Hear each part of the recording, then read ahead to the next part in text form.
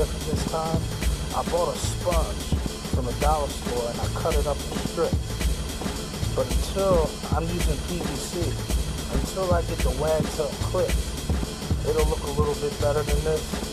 But as you can see, this works beautiful. It's smooth as butter in the hand, and it closes off very nice.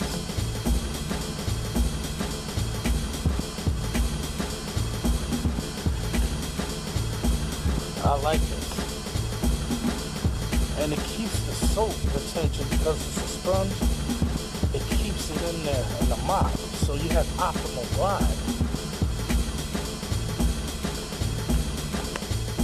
Actually, I kind of like this better than the warming mop because it's less chance of getting in the way closing out. Not to mention, it's very light compared to the warming mop, and it still holds water.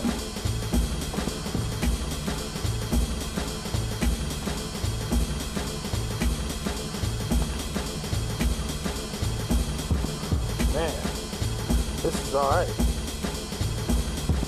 But that's all I wanted to show y'all. Still closes out beautiful.